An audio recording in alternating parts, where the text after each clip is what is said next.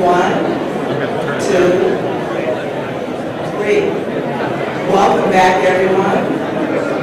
I hope you had a wonderful lunch.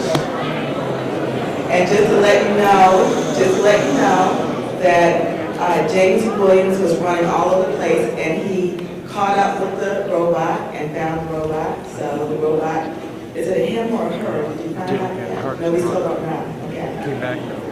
Anyway, it's my pleasure to introduce the NASA administrator. NASA Administrator Charles Bolden is our speaker for the hour, well, for the half an hour. His accomplishments are too long to list, and if I did, he would make me shut up, I'm sure, but I'll just cite a few. Since 2009, he's served as NASA's 12th administrator. He's a retired Marine Corps major. General. This says major. Hey, I'm like, oh my God. Oh, I didn't mean it. I'm sorry. Oh, that was close. He got demoted by me. But at least I didn't say former. I didn't say former, so I knew that much. Okay. So in the Marines, he was a member of NASA's astronaut office. He's traveled to orbit 4 times and back aboard the space shuttle between 1986 and 1994, commanding 2 of the missions. I'd like to ask you to give a very robust round of applause for NASA Administrator Charles Bolden.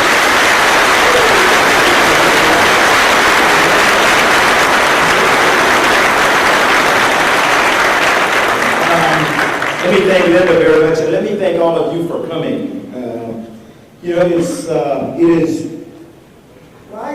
Refreshing, I guess is the word that I will use. It's refreshing to see a gathering like this. I understand that the total number of people here greatly exceeds our expectation, and that's really good. The other thing that's really good is I understand there are folk who represent not only NASA in industry, but we also have some folk here from academia. Is that true? Is there anybody who is willing to claim? I see. Where are you from? What school? Fantastic. Anybody else from academia? Yes. School of Hard Knocks. Hey! You must be a Marine. No.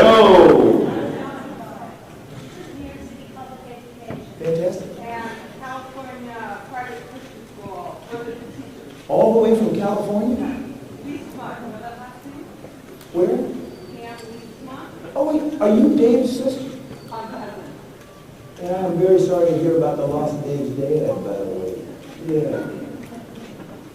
Dave Leedsma and I were crewmates on STS-45, which was flown in 1992. It was NASA's, you didn't ask for any of this stuff, but since we have a Leedsma in the audience here, it was NASA's first mission to planet Earth.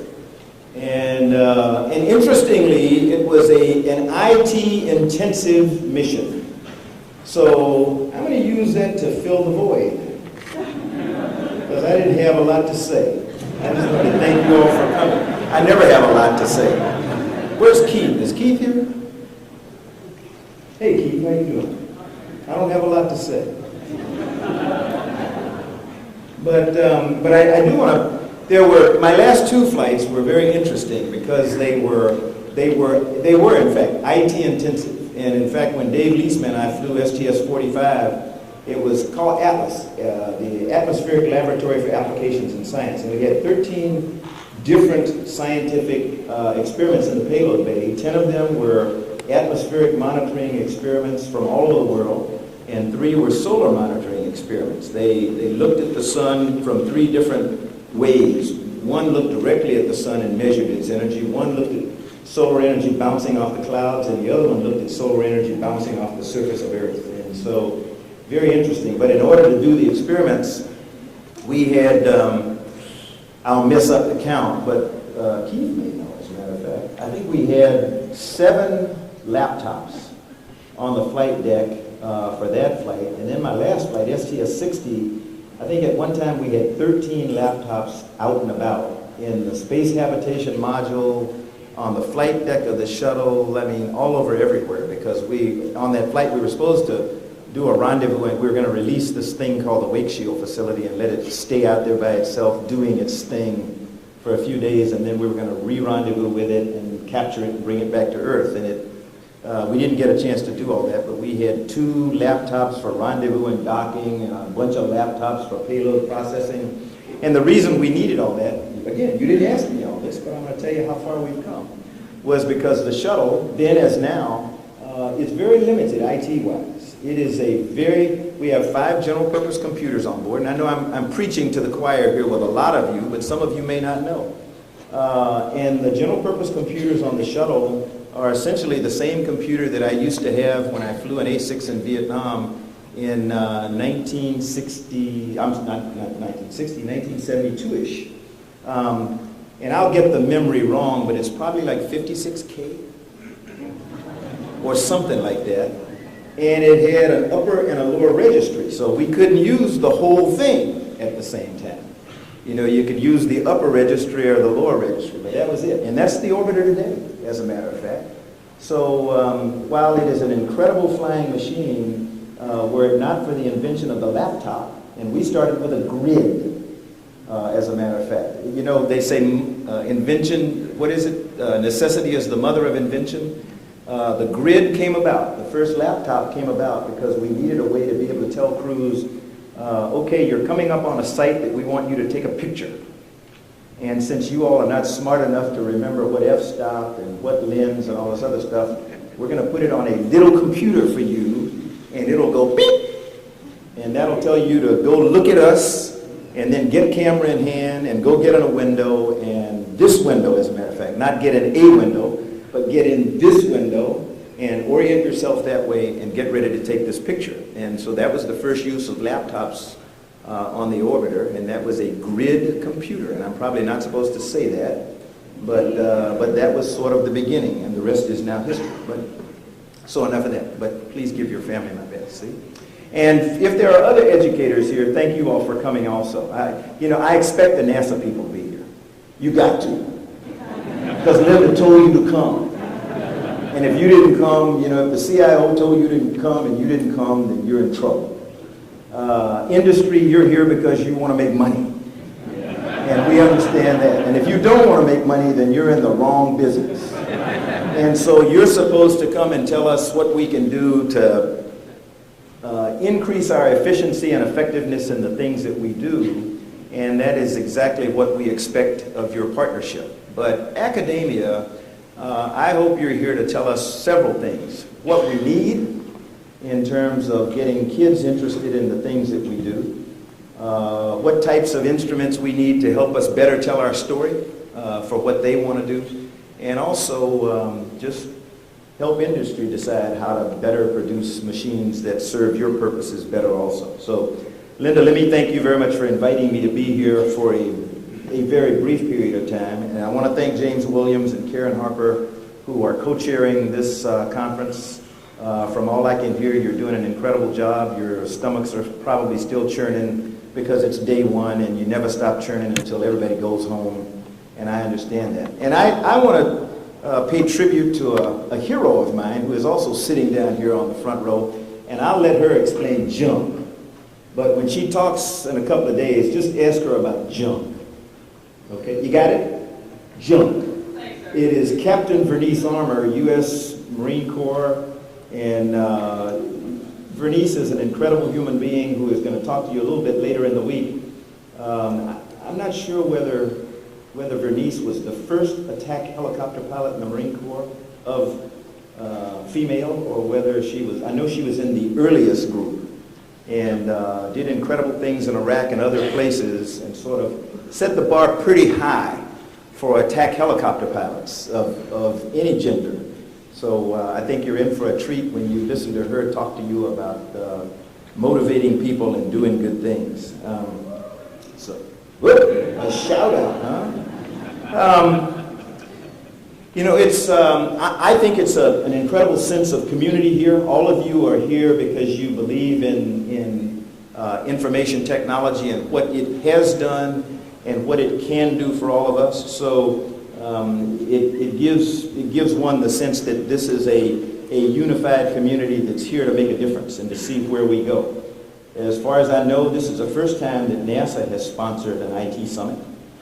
Someone will probably go back in the annals of history and say, well, we had 3 people who came together in Goddard, 52 years ago. Well, not 52 years ago, but some time ago, and that was really the first summit. But this is the first official IT summit, I think, that NASA has hosted. So we are very happy that all of you have turned out.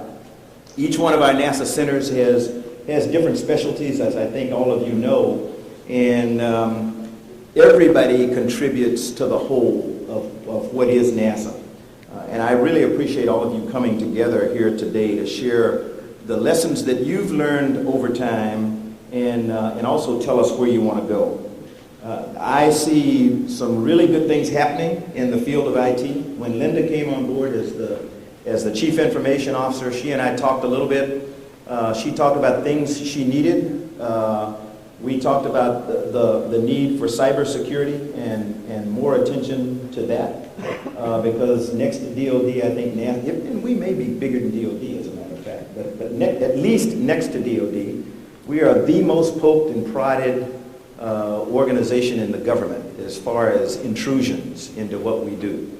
And so we've got a lot of work to do in the area of cybersecurity, and Linda is building a very, very strong team to help us strengthen ourselves against vulnerabilities there. The President wants all of us, and I will say all of you, to come up with better ways to move the government forward on IT. He wants us to find ways to bring about cost savings. He wants us to find out better ways to consolidate what we do. Data center consolidations, as an example. Cloud computing and green IT, just to name a few of the things. And we hope that events like this will help us to become a more integrated, more open, and more collaborative organization so that we become incredibly transparent to the world, not just among ourselves, but so people can look and find out anything they want to know about us that we want them to know very easily, whether it's from an iPad or a laptop or a desktop or anything. We're about pushing boundaries. That is who we are. And I think that there is no field in which we should assume leadership much more importantly than in IT. We need to do many things differently than the way we do them today.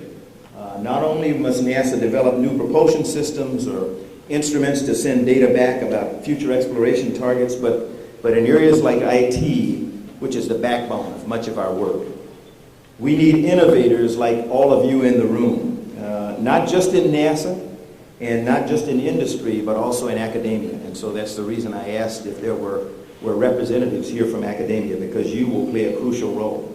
We need all of you to help us find new ways to safely and effectively share and manage the information and extend our reach about all the great ideas we have.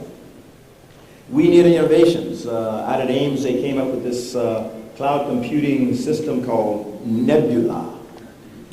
Anybody here from Ames? You take credit for that, James, huh? All right.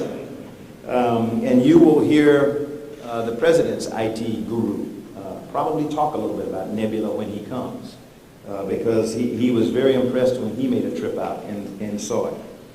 But it's systems like this that you all have developed and refined so that huge data sets can be easily shared among people who need them. You're all one reason that NASA is rated so highly on the open government initiatives, and which seek to bring citizens of this country into interaction with our government and to participate in it, to understand it, and to see and use vast amounts of information that we gather each day. They say satellites like the Lunar Reconnaissance Orbiter, for example, are like a fire hose because the rapid pace and the quantity of data that they send back to Earth. It'll take us years to sort through all that information, and we couldn't do it without all of you. Making sense of data, making data more than just information, but a tool for discovery and decisions is something that's our task, that we should be about. That's what you do. I'm so glad that you do it, and so that guys like me who just I don't anymore, but who used to fly an airplane, can just get in, strap in, and go. You know, we doing all that you do in the ones and zeros regime was a little bit more than I could ever handle, and so I was always glad that somebody else was taking care of that particular part of it. Scientists throughout our agency have tools to focus on that fire hose of data and make use of it. IT supports every single NASA mission, and that's quite a bit of responsibility that all of you have. The IT role in NASA's success with exploration, using systems and applications that control space missions, is obvious. But if we dig deeper, we see how extensive the IT support really is. For instance, the core business systems that ensure program budgets are managed and that development is funded, human resources systems that help us in our recruitment efforts and that retain top talent for the agency, pay systems,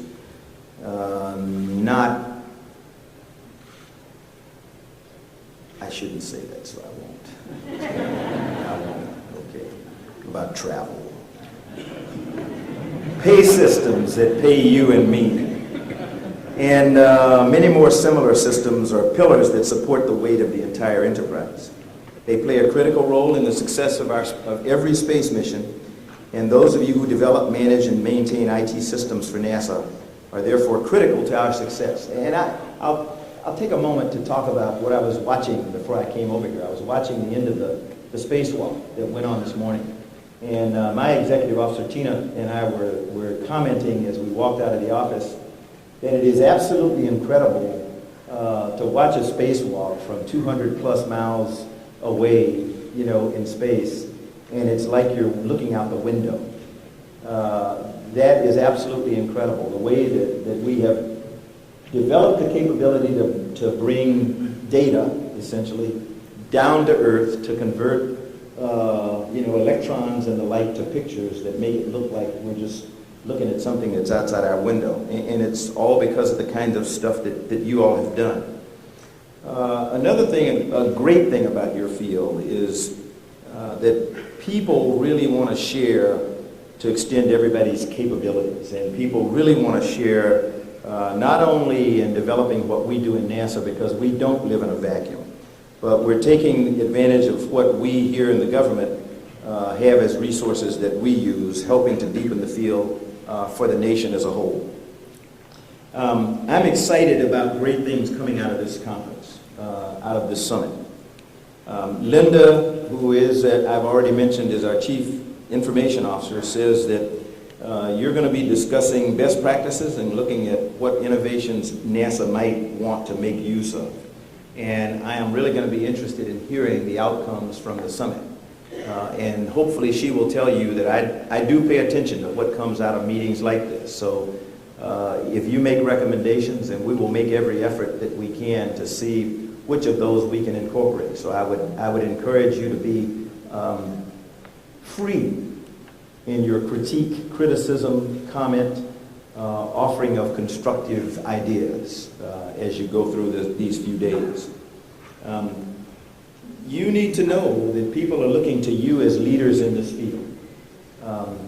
We have gained a lot of accolades over the last few years because of the work that we've done in IT, but that's just the beginning. I don't think there's any end to the things that you can do and the accomplishments that you can make as members of the IT community. And I expect great things of you. We use the term cutting edge a lot, but you really define what it is for us in NASA. We've come a long way since I got my electrical science degree from the Naval Academy 42 years ago. Some of you, most of you, are probably not even that old. But it is a long way away from there. And when I got my bachelor's, computers took rooms. I remember as a high school student going to Carnegie, back then it was called Carnegie Tech in Pennsylvania, now Carnegie Mellon.